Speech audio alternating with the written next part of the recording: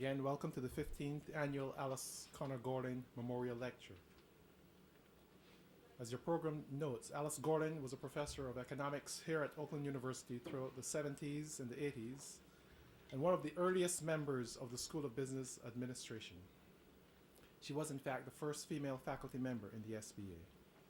Alice earned her PhD in economics from the University of Michigan, where she was a student of Professor Morris Bornstein. Alice Gorlin made her mark as a scholar in the area of Soviet studies, as the dean mentioned, and we are pleased that she spent her career here at Oakland as a gifted teacher and a very generous faculty mentor. I would now like to introduce to you our 2006 Gorlin lecturer. He is Dr. William A. Darity, Jr., who goes by the name Sandy to those who know him well. Dr. Darity earned his undergraduate degree from Brown University and his PhD in economics from Massachusetts Institute of Technology. He presently holds the title of Boshamer Distinguished Professor of Economics at the University of North Carolina. He also serves as Research Professor of Public Policy Studies, African and African American Studies, and Economics at Duke University. He is a past president of both the National Economic Association and the Southern Economic Association. Dr. Darity will address us today on the topic growth, trade, and uneven development. I gathered at lunch that his presentation will take an historical perspective for those of you who like history.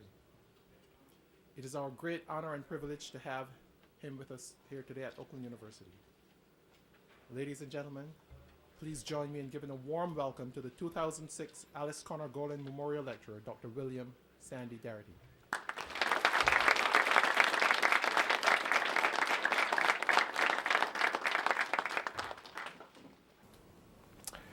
What produced what Acemoglu, Johnson, and Robinson have called the first great divergence that made Western Europe markedly richer than Africa, Asia, Eastern Europe, and most of the Americas? They asked this question in a paper that was recently published in the American Economic Review in the June 2005 issue, and I found this to be a very, very interesting paper, and I'm going to talk about it at some length today. I want to give you a sense of the magnitude of the divergence that exists in the world today. If we think about a measure like gross domestic product per capita, if we were to look at the 2003 data, we would find at one end of the spectrum a set of countries with extremely high per capita incomes. The United Kingdom, for example, over $27,000 per annum. France, closer to $28,000. The Netherlands, $29,000. The OECD countries taken collectively, $25,915. The high-income OECD countries, $30,181. And if we were to take the United States alone, the United States' per capita income in 2003 registered the highest of all the countries listed, $38,000. The other end of the spectrum is a set of countries with considerably lower per capita incomes. For example, Pakistan with a per capita income of $2,097. India, $2,892. Guyana, $4,230. The country of Nigeria, $1,050. Venezuela, about $5,000. Bosnia and Herzegovina, about $6,000. The Russian Federation, approximately $10,000. All of these countries were at least in the vicinity of having about 1/3 of the income of the richest countries, and in the most extreme cases, their incomes would be 20 to 30 times less. The developing countries taken collectively, $4,359, and the least developed countries, $1,328.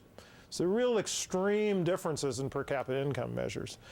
Now, you might argue that per capita income doesn't really tell us much about the quality of life in peoples in different communities or societies.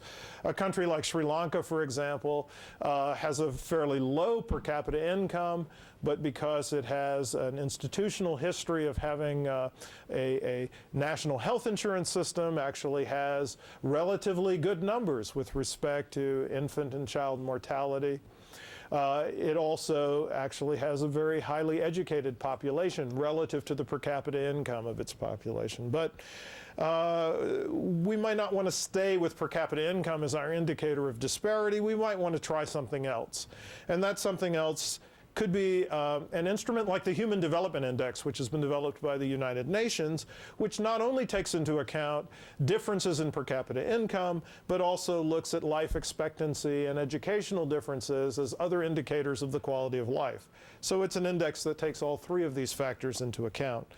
But again, we're going to find significant disparities between the countries that are richer on the per capita income scale and the countries that are poorer on the per capita income scale. So for example, the United Kingdom, on a scale of maxing out at 1, the United Kingdom had a Human Development Index score of 0.94, as did France, as did the Netherlands. The OECD countries collectively had a Human Development Index score of 0.89, and the high-income OECD countries 0.91. In sharp contrast, a country like Pakistan had a Human Development Index score of 0.53, Nigeria's was 0.45, India's 0.6, Guyana 0.72. Countries like Brazil and Venezuela in South America, 0.80 and 0.77 respectively, but you would have to think very carefully about those countries and examine differences in the human development indices for their white and non-white populations, which are substantially different. Bosnia and Herzegovina, 0.79, the Russian Federation, approximately 0.8. Interestingly enough, those Human Development Index scores are similar to the human index scores that you would calculate for the African American population of the U.S. if you did a separate calculation for them. Very different from the overall Human Development Index for the United States. Developing countries collectively, 0.69, and the least developed countries, 0.52. Anytime you talk about scores that are below 0.85 or so, you are talking about something that we might characterize as a developmental deficiency or a developmental disadvantage in terms of the performance of these countries in the provision of sustenance and a quality of life for their citizens. Now, the question I want to address with you today is, how did these disparities come about? What were the processes that generated these differences in economic and quality of life performance across these countries? Now, Acemoglu, Johnson, and Robinson contend that between 1500 and 1800, Western Europe experienced a historically unprecedented period of sustained growth. And it is that period of sustained growth that they argue set that region apart from the rest of the world economically. It's an economic apartness that was transported to those countries' colonies of settlement, in contrast with colonies of occupation, particularly in terms of the quality of life for the settlers. Now, what is the story that they tell about what happened between 1500 and 1800? In some respects, it's a story that's very reminiscent of Adam Smith's ideas. They describe the rise of Western Europe being attributable to the growth that occurred in countries with access to the Atlantic Ocean. So foreign trade is central to their story. And in particular, trade that took place with the New World, Africa, and Asia via the Atlantic Ocean. They argue that there was a direct effect of this trade, a stimulus that took place as a consequence of this trade, but there was also an indirect set of effects that they invoke, institutional changes that took place in the countries that were most actively engaged in this Atlantic trade. First, they argue that there were limits placed on the power of the monarchy, which in turn contributed to a strengthening of the merchant class, which in turn led to the introduction of regimes where property rights were well respected. Smith might have argued that the property rights protections came first and then the benefits from trade, but they have trade stimulating the institutional changes in their argument. The transatlantic trade thus becomes a big ticket item for Acemoglu, Johnson, and Robinson. It is an institutional argument that says that regimes which move towards non-absolutism did better than those that maintained absolutist rule by monarchs. So, for example, they say Britain and the Netherlands, which moved towards non-absolutism, did very, very well. Spain and Portugal did not do as well, ostensibly because they remained absolutist. Okay? So, I'm going to take another step here, or another angle. I'm going to argue that if you want to invoke the significance of the transatlantic trade, you must talk about the slave trade and slavery, particularly if you are talking about the interval leading up to the close of the 18th century. The British, Dutch, the Spanish, and the Portuguese were all major actors in the slave trade, as were the French. But the wealth extracted by Spain and Portugal was transferred to Britain. And I'm going to argue that it had absolutely nothing to do with whether or not Spain or Portugal maintained absolutist political orders. The British simply knew how to be the best at conducting mercantilism. In fact, they're the best the world has ever known. Indeed, as a consequence of running substantial trade surpluses with Spain and Portugal in particular, there was an enormous specie inflow that took place into Britain. Approximately £50,000 sterling worth of bullion from Brazil's mines came into London on a weekly basis during the height of the period in which Britain was running substantial trade surpluses with Portugal. Indeed, these trade surpluses were so significant in terms of their impact in bringing gold and silver into England that there was a substantial addition that took place to the British monetary base, having a credit multiplier effect and leading to the expansion of finance on a scale that was unprecedented. Further, the British engaged in military operations that resulted in the defeat of the Spanish Armada. Remember the famous line about singeing the King of Spain's beard? British then gained control of the high seas and the trade routes. And indeed, if we were to think that the political institutional explanation that Acemoglu and his co-authors emphasized was so important, we could ask, why didn't Britain grow very rapidly from the signing of the Magna Carta? And it certainly didn't. Okay. So Acemoglu, Johnson, and Robinson give special attention to the indirect effects of this transatlantic trade. I think the direct effects are far more important. And I think that they give an emphasis to these indirect effects because they simply didn't read enough of the literature on the subject. I'm going to talk about that literature, and somewhat egotistically, I'm going to talk about my own contributions to that literature. So bear with me. Okay, so they say the following in their paper, and again, this is a very recent paper. They say, the evidence weights against the most popular theories for the rise of Europe, which emphasize the continuity between pre-1500 and post-1500 growth and the importance of certain distinctive European characteristics, such as culture, geography, and features of the European state system. Instead, it is consistent with theories that emphasize the importance of profits made in Atlantic trade, colonialism, and slavery. Now, I would say amen to that, brothers. But then they say, nevertheless, other evidence suggests that overseas trade and the associated profits were not large enough to be directly responsible for the process of growth in Europe. And here they invoke the work of Stanley Ingerman and Patrick O'Brien, two economic historians of some significance.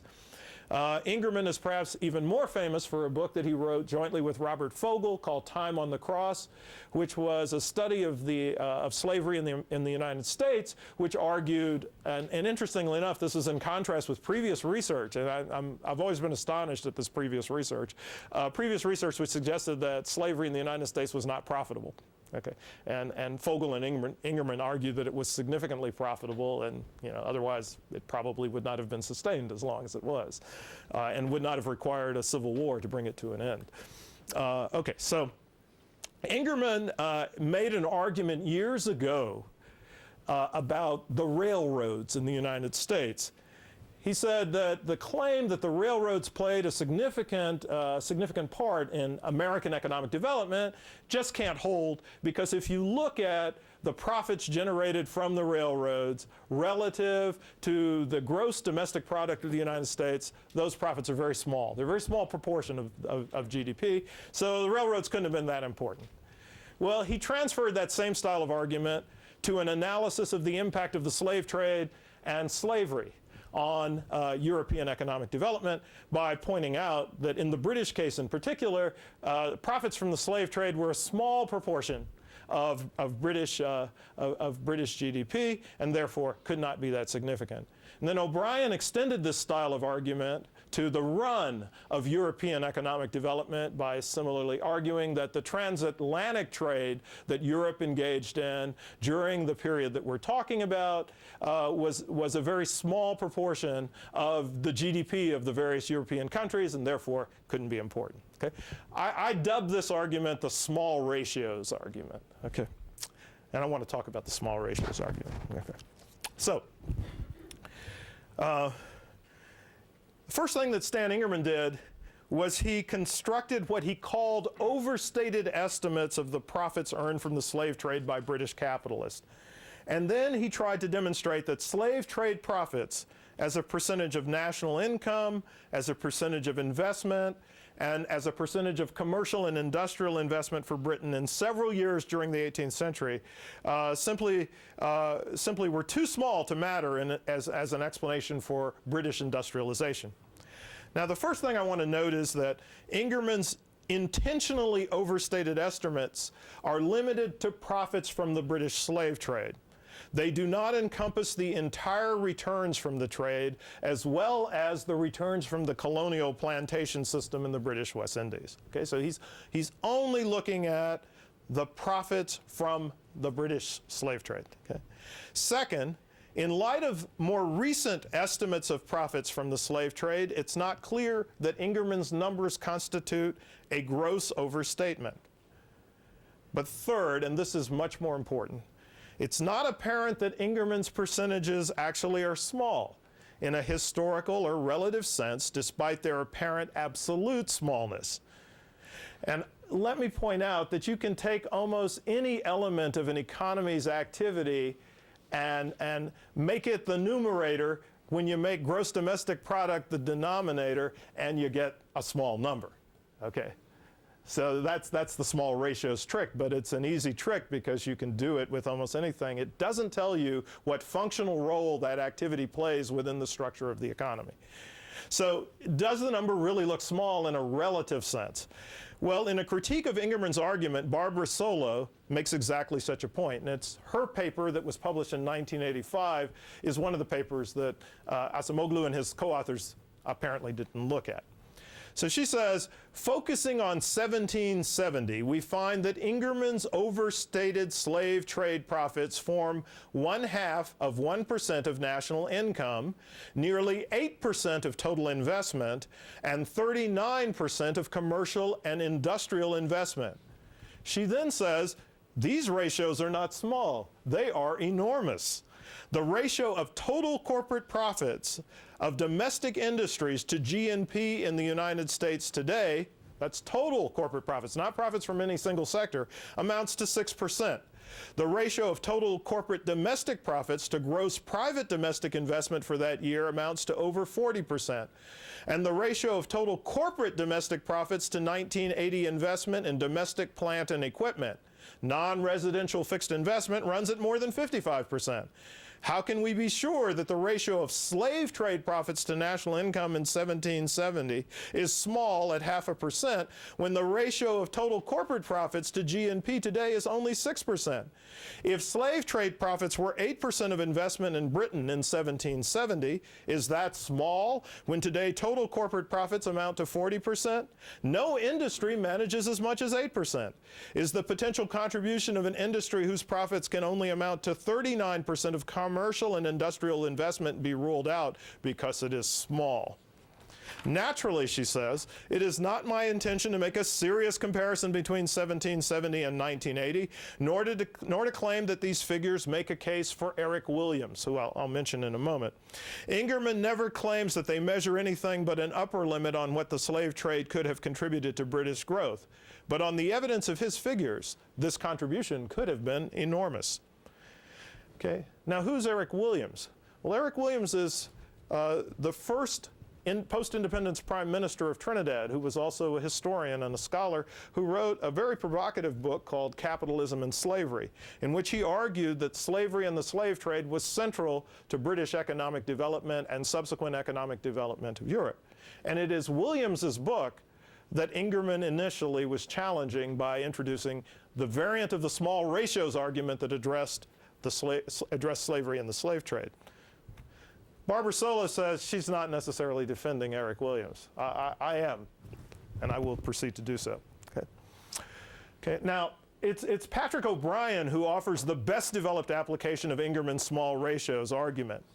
He looks at the period of the Industrial Revolution, and he attempts to dismiss the importance of trade with the entire periphery, Asia, Africa, and the Americas, for European economic development. He marshals estimates of the shares of foreign trade and overall economic activity for all of 18th century Europe to show that the numbers are too small to give credence to the importance of trade of any sort as a critical engine of economic expansion.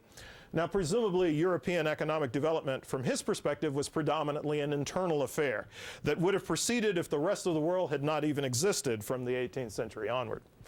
O'Brien points out that by the 1790s, the flows of commodities transshipped between Western Europe and regions of the periphery of the modern world system might amount to 20% of exports and 25% of imports. The bulk of trade by European states, according to O'Brien, was between themselves. He goes on to observe that the volume of all exports of European nations during the period 1780 to 1790 amounted to about 4% of Europe's GNP, with perhaps less than 1% sold to Africa, Asia, Latin America, the Caribbean, and the southern plantations of the young United States. The proportionate volume of imports was a bit larger, but still small, according to O'Brien. Now, smallness in an absolute sense, as far as I'm concerned, still has nothing to tell us about the contextual or causal significance of Europe's trade with the periphery. In 1837, the German nationalist Friedrich List expressed concern about the misleading impression Huskisson, the British ambassador to the United States, had given while using a similar small ratios argument in the early 19th century. Here's what List said. Huskisson declared that the exports of the United States to England amounted to half her total exports, but that England's exports to the United States amounted to only 1/6 of her total exports. From this, he concluded that the Americans were more in England's power than England was at the mercy of the United States. This superficial argument may sound plausible, but every American farmer knows perfectly well the true nature of the Anglo-American trade. He knows that the exports of the United States to England are all raw materials that England cannot do without, and that the value of these products is increased tenfold in the manufacturing process. On the other hand, he also knows that all England's exports to the United States are manufactured goods, which the United States can very well do without, since she can either make such goods herself or she can buy them from France or Germany. Consequently, England is in the power of the United States in two ways. So if you don't consider the composition of trade, inter-industry linkages, and differential multiplier effects, O'Brien's small ratios are empty of content. Furthermore, ratios for Britain, the major economic success story of the latter half of the 18th century, were much greater than for Europe as a whole. Consider the following passage from O'Brien himself. For particular countries, external trade would be more important, especially for smaller maritime powers such as Portugal, Holland, and Britain, where ratios of domestic exports to gross national product probably approach 10% by the second half of the 18th century. But less than half of these sales overseas consisted of merchandise sold to residents of the periphery. Imports for maritime economies perhaps fell within a similar range of 10% to 15% of gross national product, again with smaller proportions purchased from the periphery. Plus, the British shares were moving in the proper direction to establish the significance of external trade, progressively upward. Total net imports, for example, rose from 10% of GNP in the 1780s to 25% by 1850. Furthermore, one can ask whether or not ratios of exports or imports to GDP or GNP of 10% and a ratio of 3 to 5% with a subset of trading partners, the periphery, are small, of the highest.